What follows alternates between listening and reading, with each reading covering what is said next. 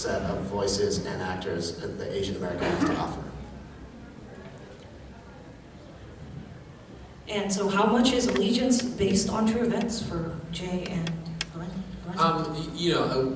What happened when Jay and I set out to write the story for Allegiance was that, as Jay talked about, we were inspired by the things that George had told us about his experience.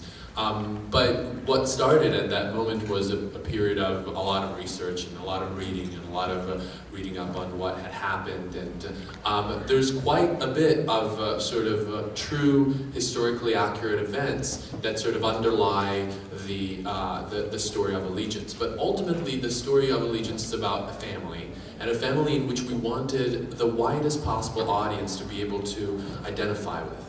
To recognize themselves in their struggles and their relationships and their problems and their triumphs. And so, in that sense, it's a story about a true story, a true history, part of American history, but about a family and relationships and themes that apply to everybody.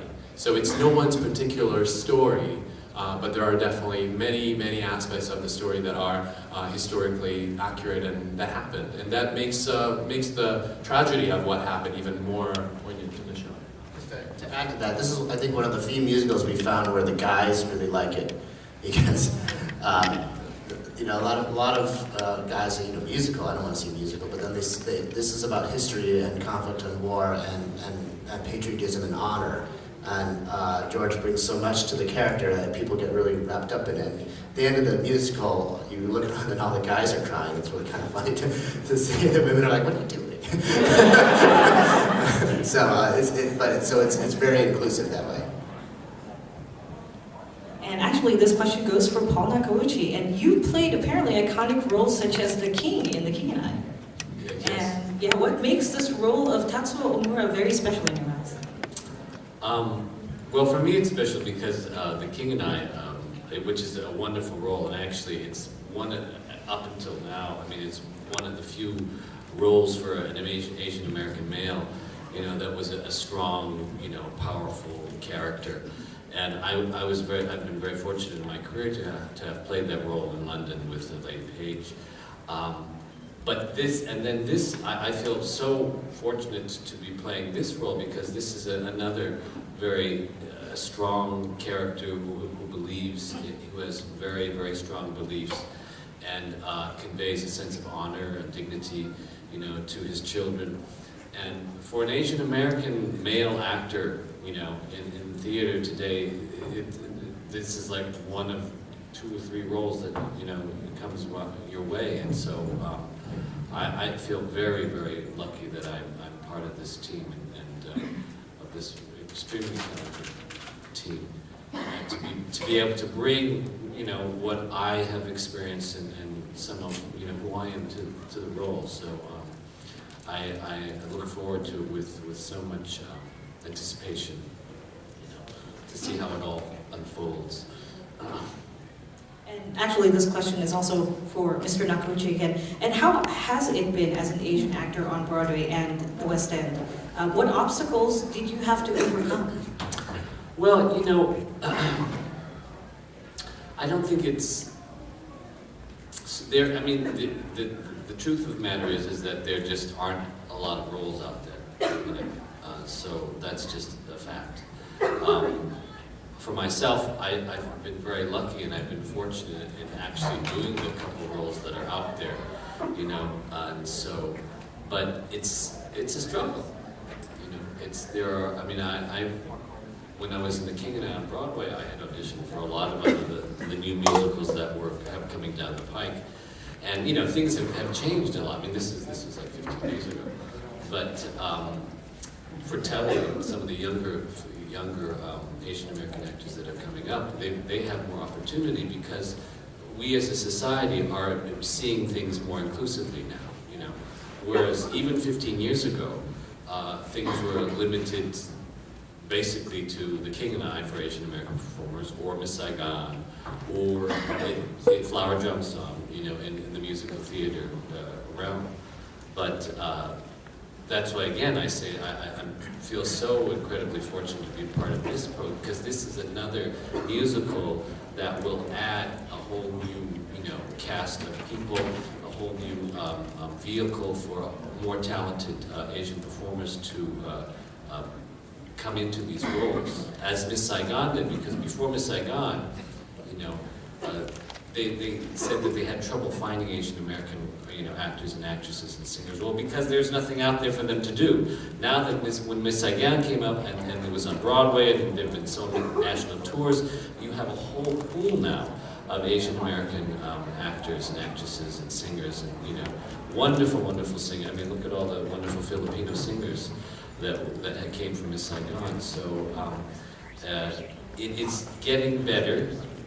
It's slow process, like with all sort of race, relations in America. Things take a much slower pace than we might actually like to have happen.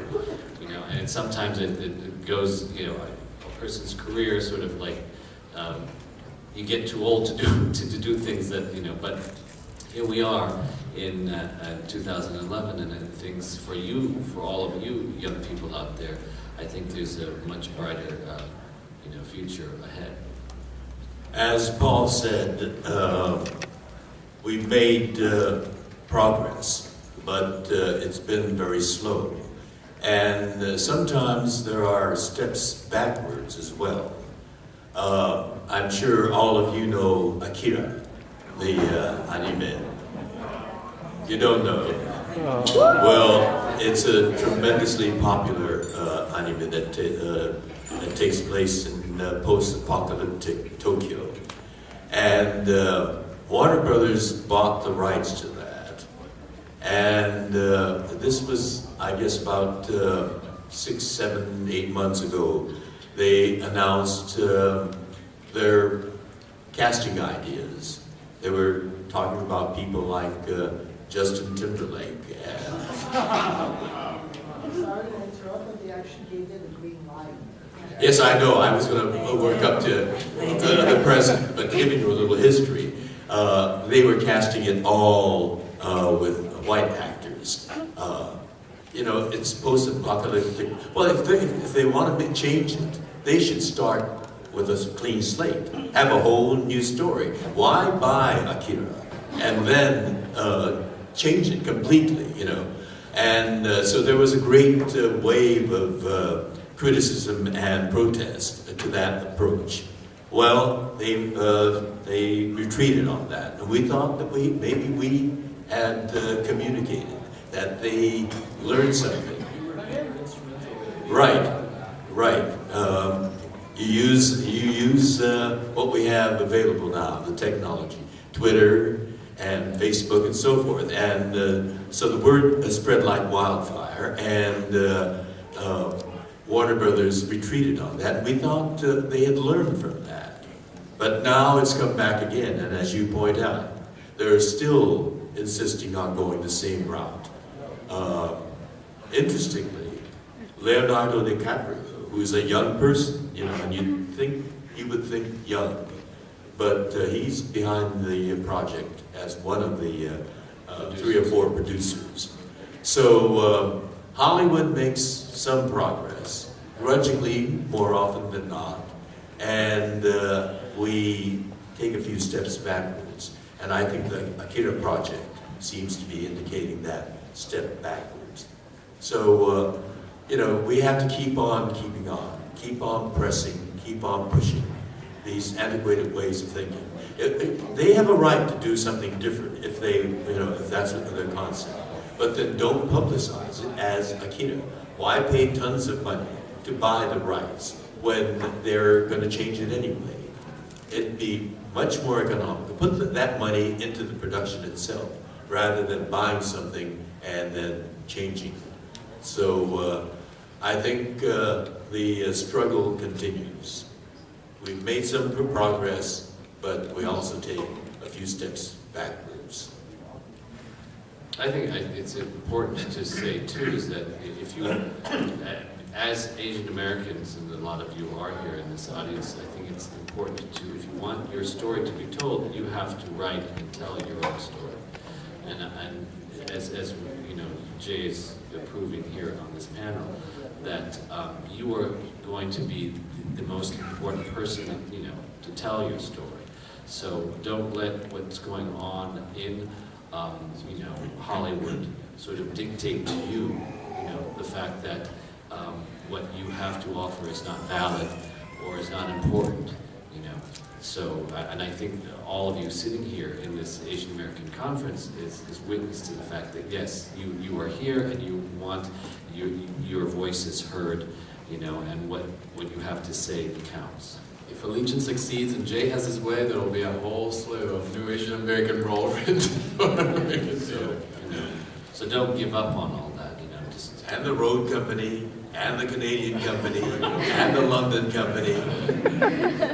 So this is our last question, actually. So what is next for Allegiance, and when are we going to get to see it?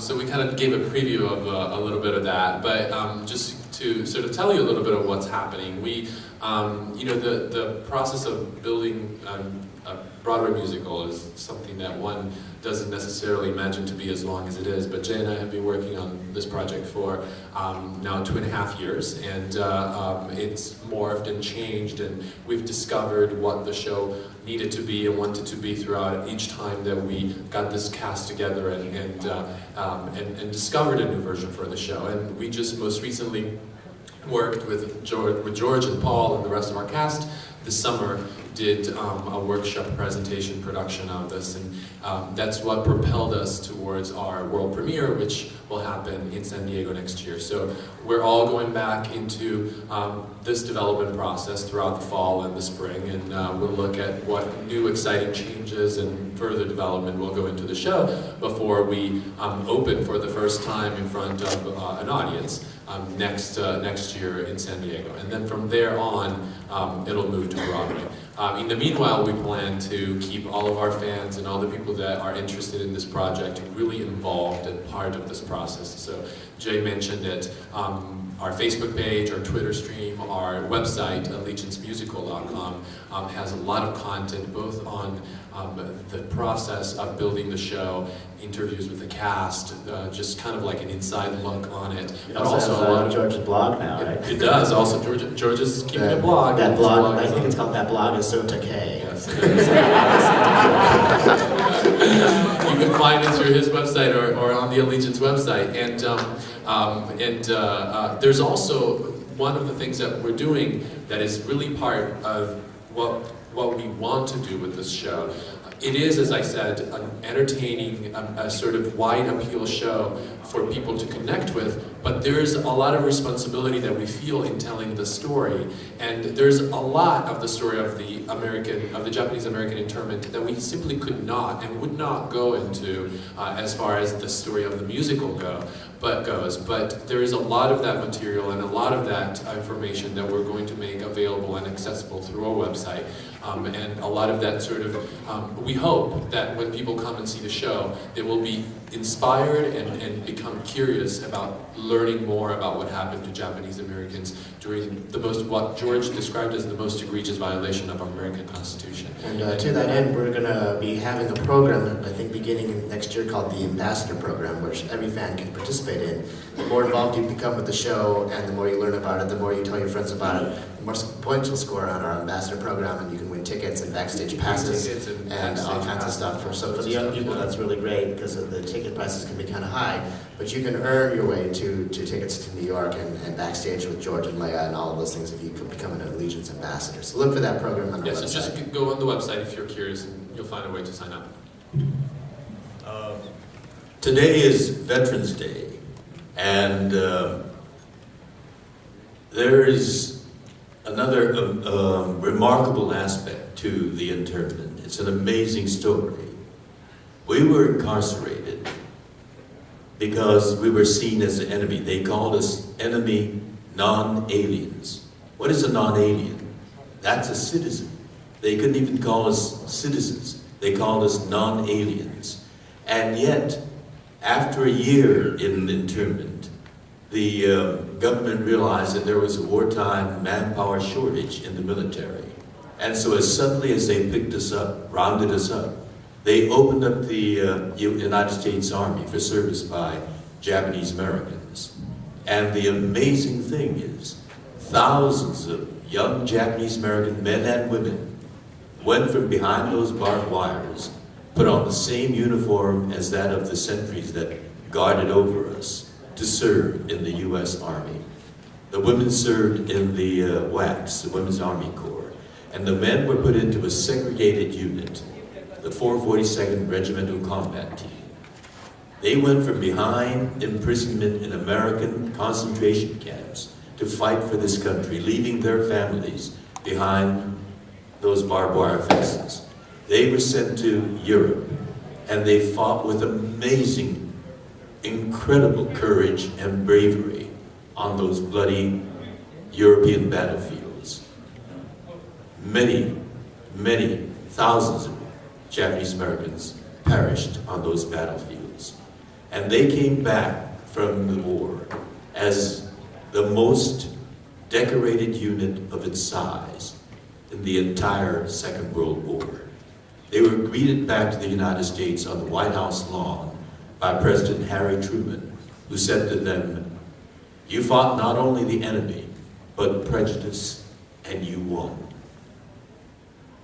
In 2004, I made a pilgrimage back to the camp that we were imprisoned in Arkansas. Everything that I remembered about the camp had disappeared. The swamp had been drained, the forest had been chopped down, and it was miles and miles of cotton fields. The only evidence of an internment camp there was the cemetery. And the most prominent marker in that cemetery was a memorial to those young men who went from Camp Rower in southeast Arkansas to fight for this country and perished.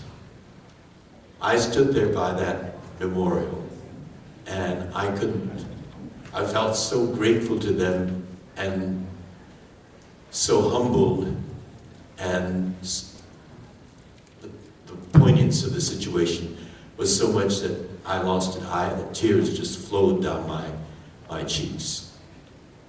It's an amazing story of Americanism, of patriotism, and belief in the fundamental ideals of the system. And it's to those remarkable young men, both the young men who died, as well as those that came back, some crippled, that made my America today, for me to be functioning as an actor, enjoying some success, that I owe to those amazing people. I know the price that was paid for my American citizenship, and that's what drives me to be as good a citizen as I can be. These are steps forward, and the sacrifices made by those amazing people is what makes this country the wonderful, beautiful country that it is.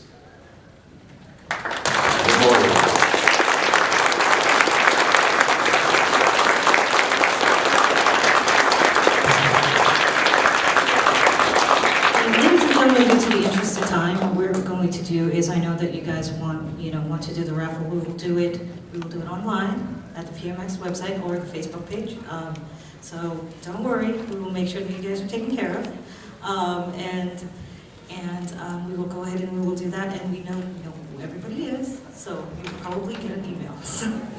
And we will actually go ahead and email the winner, and there should be 2 of you guys. And thank you very much to the producers and the cast of Allegiance Musical.